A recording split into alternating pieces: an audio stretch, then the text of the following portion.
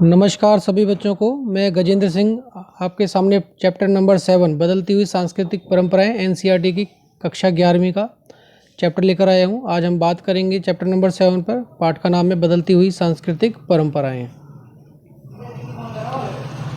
तो इस पाठ में हम शुरुआत करते हैं पुनर्जागरण से। पुनर्जागरण को इसको इंग्लिश में रेनेसा कहा जाता है, जिसका अर्थ है पुनर्जन्म, यानी कि मतलब सांस्कृतिक जो बदलाव हुए समाज में, उस बदलाव को पुनर्जागरण शब्द दिया गया है।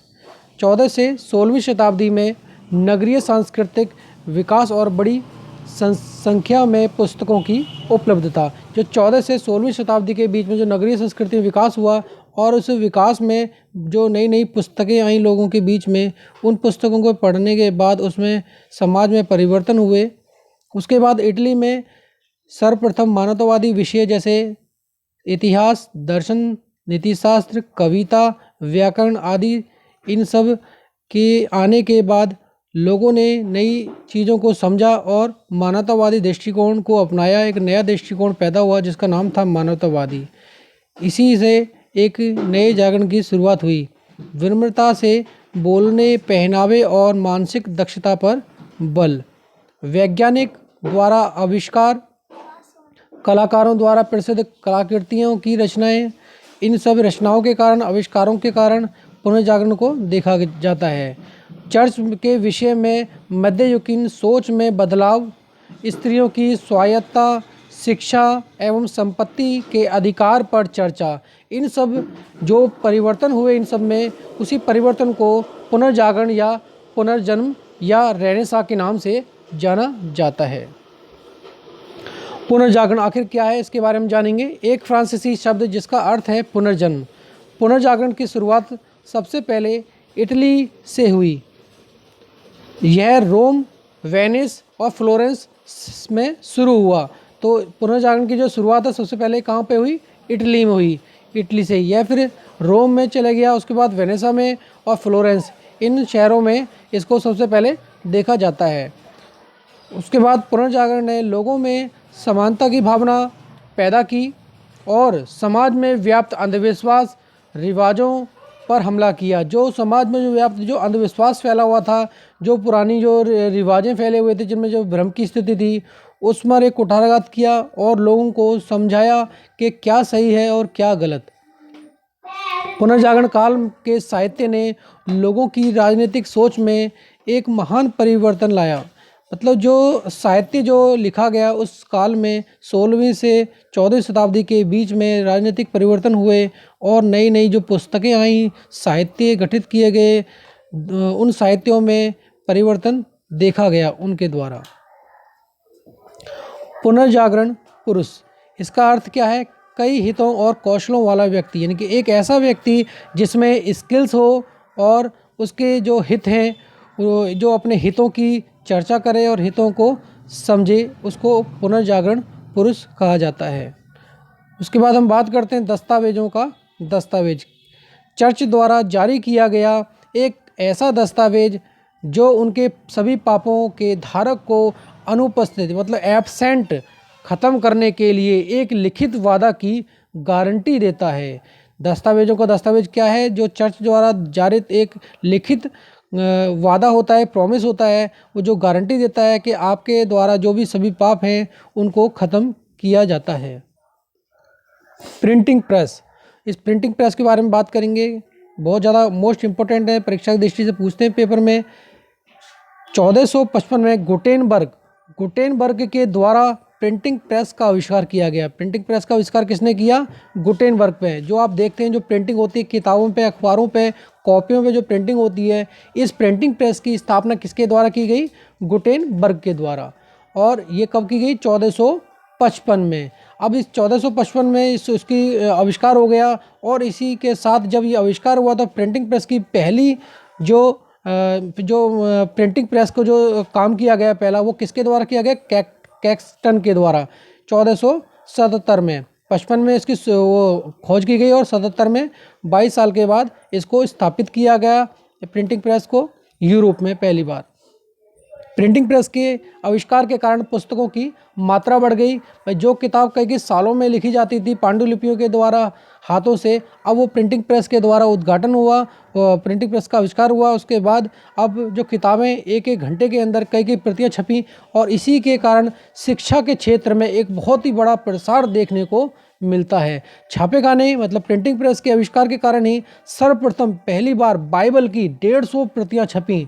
जो पवित्र ग्रंथ है ईसाइयों का बाइबल, उसकी 150 प्रतियों को छापा गया पहली बार। और छापने के बाद जब लोगों को वितरित किया गया, लोगों ने आसानी से ईसाई धर्म के बाइबल पवित्र ग्रंथ को जाना और पढ़ा।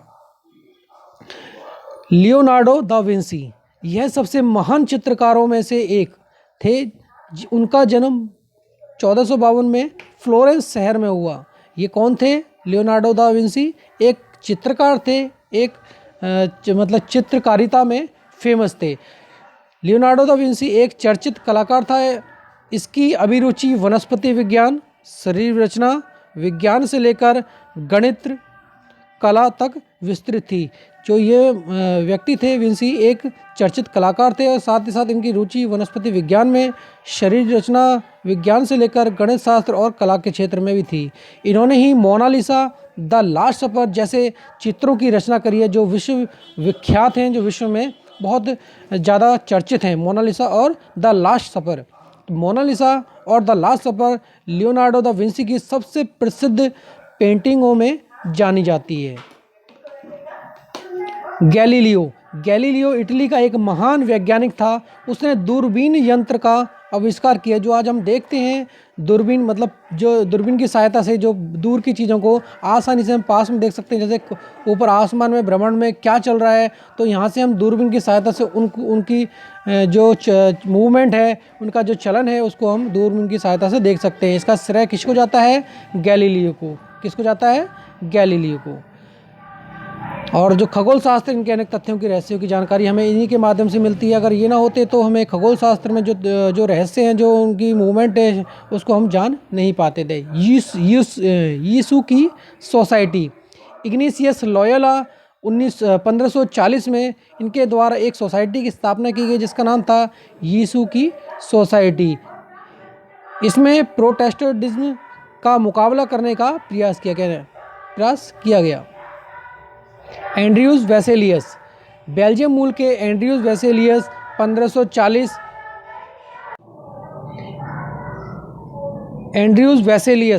बेल्जियम मूल के एंड्रयूज वेसेलियस 1540 से 1564 के बीच में पादो विश्वविद्यालय में आयुर्विज्ञान के प्रोफेसर रहे।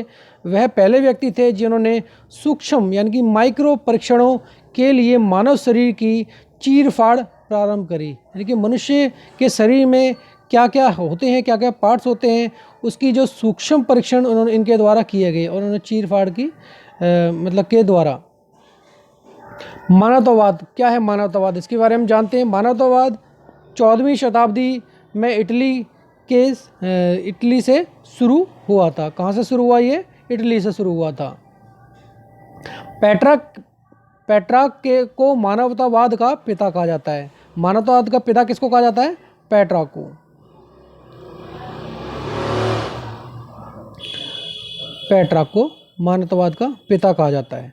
उन्होंने पादरी के अंधविश्वासों और जीवन शैली की आलोचना की है। मानवतावादी लोगों का तर्क था कि मध्य युग में चर्च ने लोगों को और लोगों की सोच को इस तरह जकड़ रखा था कि यूनान और रोम वासियों का समस्त ज्ञान उनके दिमाग से निकल चुका था। अर्थात कहने का तात्पर्य यह है कि जो मानवतावादी लोगों का तर्क था कि जो चर्च के द्वारा जो उपदेश दिए जाते हैं, वो लोगों के माइंड में इतने ज़्यादा बैठ चुके हैं कि अंधविश्वास को लेकर, और लोगों की जो सोच है, जो सोचने समझने की शक्ति है, जो उनका शिक्षित जो ज्ञान है, वो उनके दिमाग से निकल चुका है।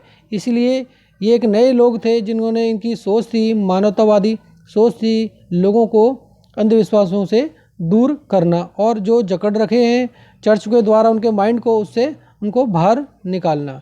मानवतावादी मानते थे कि मनुष्य को ईश्वर ने बनाया है। ये लोग मानते थे कि मनुष्य को किसने बनाया? ईश्वर ने। लेकिन उसे अपना जीवन मुक्त रूप से चलाने की पूरी आज़ादी है। इस पर किसी का कोई भी बाउंडेशन नहीं है, कोई रोक टोक नहीं है। वो फ्री है अपने जीवन को जीने के लिए।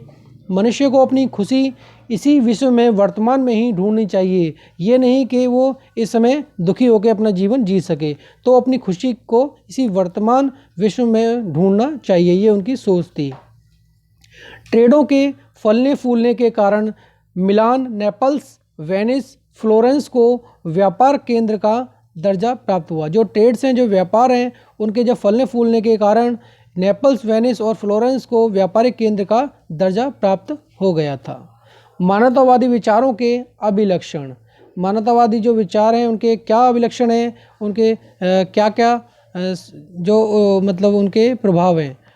मानवतावाद विचारधारा के अंतर्गत मानव को जीवन, सुख और समृद्धि पर बल दिया जाता है। यानी कि इनके विचार क्या कहते हैं, मानव को सही तरीके से जीना है, सुख के साथ जीवन जीना है, समृद्धि प्राप्त करनी है, और इनके विचारों पर बल दिया है।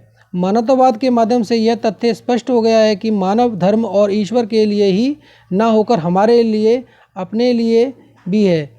मानवतावाद का ये कहना था, ये तथ्य था कि मानव धर्म और ईश्वर के लिए ही ना होकर हमारे लिए, अपने लिए भी है। मानव का अपना एक अलग विशेष महत्व है।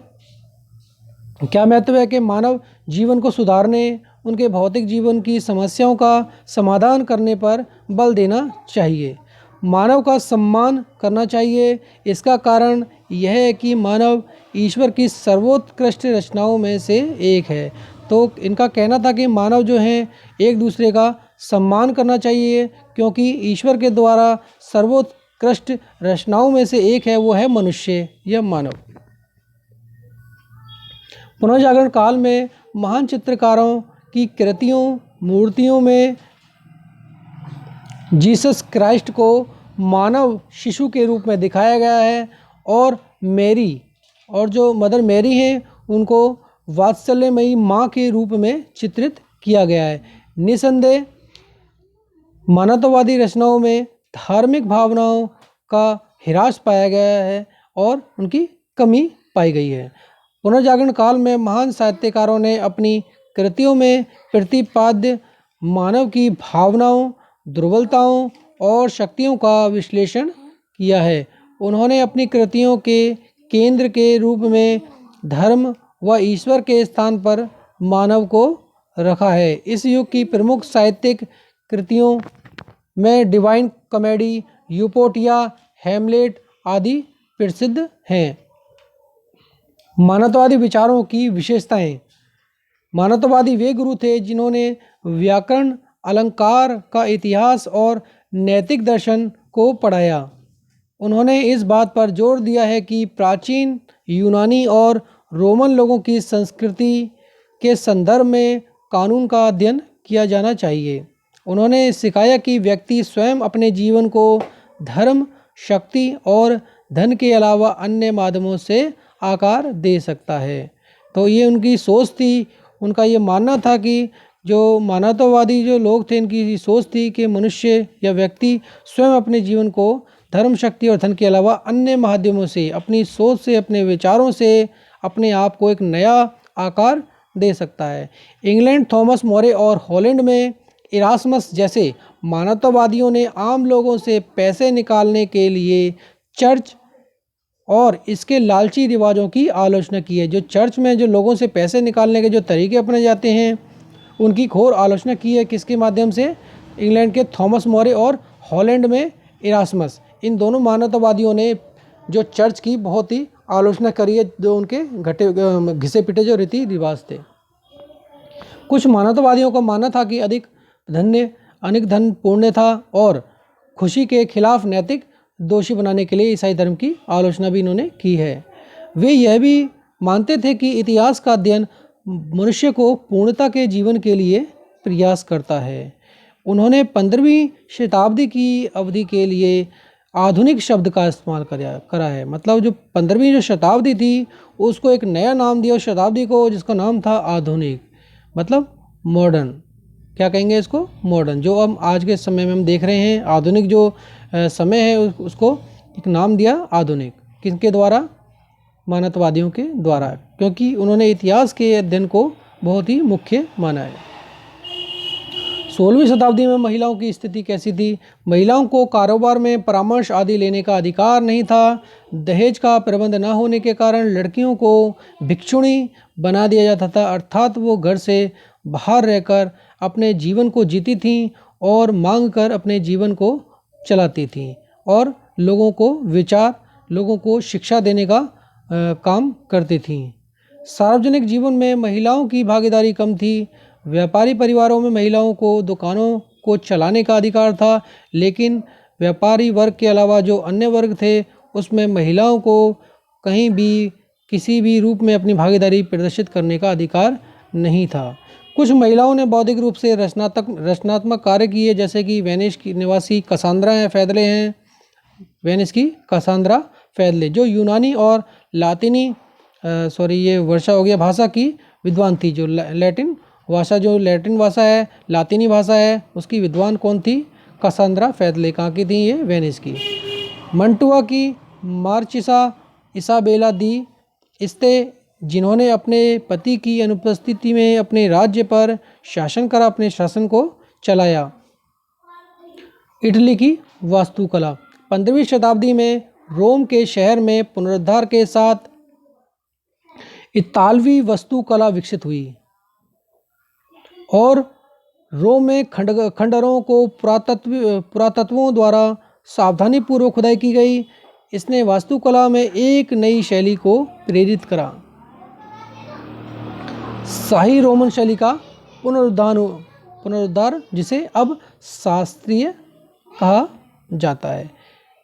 तो इटली की जो वास्तुकला में रोम के शहर में दोबारा से पुनरुद्धार हुआ और इतालवी वास्तुकला को विकसित किया, और जो खंडर थे पुरातत्व में द्वारा खुदाई की गई और उसमें जो मिलने वाली जो वस्तुओं को जाना और एक नई शैली को प्रेरित किया। 15वीं शताब्दी में रोम शहर के अत्यंत भव्य रूप से बनाया गया था। 15वीं शताब्दी में रोम नगर को वो बहुत ही अत्यंत भव्य रूप में, अच्छे रूप में बसाया गया। यहाँ अनेक भव्य भवनों और इमारतों का निर्माण किया गया। नई इमारतों का निर्माण किया गया था। इटली की वास्तुकला के रूप में हमें गिरजाघर जो ईसाइयों के जो मंदिर होते हैं जहाँ पर वो प्रार्थना करते हैं, गिरजाघर उनको कहा जाता है, चर्च को ही, और राजमहल किलों के रूप में दिखाई देते हैं। जो इटली की जो वास्तुकला देखने को किन किन में मिलती है? जो वहाँ के गिरजाघर हैं, राजमहल है और किलों के द्वारा। इटली की वास्तुकला की शैली को शास्त्रीय शैली कहा गया है। जो इटली की जो वास्तुकला है उसको क्या नाम दिया गया है? शास्त्रीय कला। शास्त्रीय वास्तुकारों ने इमारतों को चित्रों, मूर्तियों और विभिन्न प्रकार की आकृतियों से सुसज्जित किया है। इसको शास्त्रीय शैली इसलिए कहा गया है क्योंकि इनकी इमारतों में कई चित्र हैं, मूर्तियों के द्वारा इन इमारतों को सजाया गया है, विभिन्न प्रकार की आकृतियों के द्वारा सजाया गया है। इसलिए इस वास्तुकला, इटली की वास्तुकला को एक नाम दिया है जिसका नाम है शास्त्रीय शैली। इटली की वास्तुकला की विशिष्टता के रूप में हमें भव्य गोलाकार गुंबद, भवनों की भीतरी सजावट, गोल मेहराबदार दरवाजे आदि देखने को मिलते हैं। तो ये सब जो विशेषताएं हैं ये इटली की वास्तुकला में देखने को हमें मिलती हैं। इस्लामी वास्तुकला क्या थी? इसमें क्या था? इस्लामी वास्तुकला में इमारतें, भवनों और मस्जिदों की सजावट के लिए ज्यामितीय नक्शे यानी जियोमेट्रिकल जो मैप्स थे उनको देखने उनको इमारतों में देखा जा सकता है। पत्थरों में पच्चीकारी यानी पत्थरों को तराश कर के मूर्तियां पत्थरों के द्वारा नई आकृति, और वो अपने इमारतों में उनको लगाया करते थे। उन पत्थरों को पच्चीकारी के द्वारा सजा के उनको लिखकर नया कुछ आकृति बनाकर। धार्मिक इमारतें इस्लामी वास्तुकला का सबसे बड़ा बाहरी प्रतीक थी। स्पेन से लेकर मध्य युग तक की मस्जिदों, तीर्थ स्थलों और मकबरे में एक ही मूल डिज़ाइन, मेहराब, गुंबद, मीनारें और खुले आंगन देखने को मिलते हैं, और मुसलमानों को आध्यात्मिक और व्यावहारिक ज़रूरतों को व्यक्त किया है इसमें, इस्लामी वास्तुकला में। इस्लामी वास्तुकला इस काल में अपनी चरम सीमा पर थी। विशाल भवनों में बल्ब के आकार जैसे गुंबद, छोटी मीनारें, घोड़े के खुरों के आकार के मेहराब और मरोड़दार कैसे जो घुमावदार खंभे आश्चर्यचकित कर देने वाले थे। इस्लामी वास्तुकला इस काल में अपनी चरम सीमा पर पहुंच गई थी, क्योंकि इसमें वास्तुकला में बहुत अच्छी भवनों का निर्माण किया गया और इन भवनों में बल्ब के आकार जैसे गुंबद बनाए गए, छोटी मीनारें बनाई गई थी। घोड़े के जो खुर होते हैं, जो उसके पैर होते हैं नीचे वाले, जो खुर नीचे वाले, उसके आकार के मेहराब बनाए गए और मरोड़दार घुमावदार खंभे बनाए गए जो आश्चर्यचकित कर देने वाले लगते थे। ऊंची मीनारें और खुले आंगनों का प्रयोग होने लगा। हमें इसी वास्तुकला के भवनों में हमने इन चीज़ों को देखा था जो बहुत ही अच्छी लगती थी। इतालवी शहर मानवतावाद के विचारों का अनुभव करने वाले व्यक्ति। इतालवी शहर मानवतावाद के विचारों का अनुभव करने वाले व्यक्ति पहले व्यक्ति थे। मतलब जो मानवतावाद के जो विचार हैं उनको कौन फील करता था सबसे पहले, वो कहाँ था? इतालवी शहर में, क्योंकि सबसे पहले यूरोपीय विश्वविद्यालय वहाँ विकसित किए गए थे। जब विश्वविद्यालय विकसित किए गए तो वहाँ पे एक नई सोच पैदा हुई। उसी सोच को मानवतावादी सोच कहा गया, क्योंकि वो अंधविश्वासों से दूर थी। पंडुआ और बोलोगना विश्वविद्यालय 11वीं शताब्दी से कानूनी अध्ययन के प्रमुख केंद्र थे, इसलिए कानून अध्ययन का एक लोकप्रिय विषय था। हालांकि इसमें एक बदलाव था, अब यह पहले रोमन संस्कृति के संदर्भ में अध्ययन किया गया था। इस शैक्षिक कार्यक्रम ने सुझाव दिया कि धार्मिक शिक्षण केवल ज्ञान नहीं दे सकता और समाज और प्रकृति के अन्य क्षेत्रों का विश्लेषण किया जाना चाहिए। यह संस्कृति मानवतावाद थी। मानवतावाद जो संस्कृति थी वो क्या थी? उनका कहना था, उनका मानना था, उन्होंने ये सुझाव दिया कि धार्मिक टीचिंग जो दी जा रही है, यानी कि जो रिलीजियन टीचिंग देते हैं, जो धार्मिक शिक्षण देते हैं, वो उससे कभी भी लोगों में ज्ञान नहीं उत्पन्न हो सकता। उसके लिए समाज और प्रकृति या अन्य जैसे कि भूगोल, राजनीतिक और अन्य जो क्षेत्र हैं उनकी पढ़ाई, उनकी शिक्षा भी लोगों को दी जानी चाहिए। वही संस्कृति मानवतावाद संस्कृति कहलाई। कैथोलिक चर्च ने अनेक सुधार किए जो सारे जीवन और निर्धनों की सेवा पर जोर दिया। वहाँ पर कैथोलिक चर्च अब बन गई थी, उन्होंने अनेक सुधार किए और लोगों के जीवन को किस तरह से जीना है, निर्धनों की सेवा पर जोर दिया। रेशम मार्ग की खोज से इटली के नगर अनेक स्वतंत्र नगर राज्यों के समूह के रूप में अपने आप को देखने लगे। निजी व सार्वजनिक क्षेत्रों का उद्भव होने लगा। बाइजेंटाइन साम्राज्य और इस्लामी देश तथा 12वीं शताब्दी में मंगोलों और चीन के बीच व्यापार बढ़ने लगे और इटली के नगरों का मुख्य रूप से पुनरुत्थान हुआ। जब 12वीं शताब्दी में मंगोल और चीन के बीच जब व्यापार बढ़ने लगा, उस व्यापार ने एक नए रूप को, एक नया परिवर्तन देखने को मिला, पुनरुत्थान हुआ। स्पेन में प्रोटेस्टेंट लोगों से